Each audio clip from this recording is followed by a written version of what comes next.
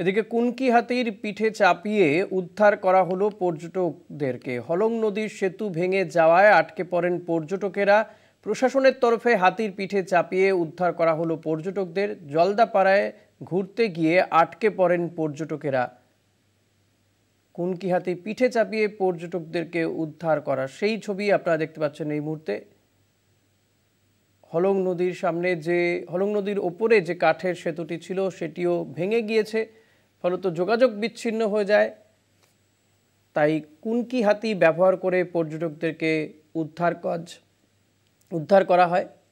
যে ছবি আপনারা দেখতে পাচ্ছেন, প্রশাসনের তরফে হাতির পিঠে চাপিয়ে উদ্ধার করা হলো পর্যটকদেরকে। জলদাপাড়ায় ঘুরতে গিয়ে আটকে পড়েন পর্যটকেরা।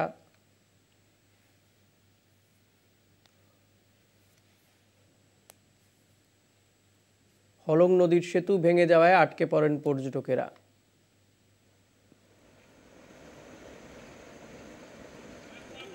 তবে শুধু যে হলং নদীর সেতুই ভেঙে গিয়েছে তা নয়, একাধিক জায়গাতেই এরকমই বিপর্যস্ত পরিস্থিতি। একাধিক সেতু ভেঙে গিয়েছে, ভেঙে পড়েছে, পর্যটকেরা আটকে গিয়েছেন যত্রতত্র এবং তাদেরকে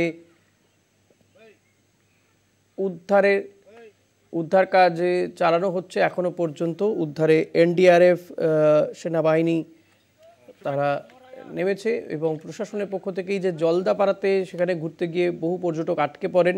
সেতুটা ভেঙে যায়, হলং সেতু ভেঙে গিয়েছে, ফলত সেখান থেকে উদ্ধার করার জন্য কুনকি হাতি ব্যবহার করা হয়। কুনকি হাতি পিঠে চাপিয়ে পর্যটকদের নিরাপদ স্থানে নিয়ে আসা হয়।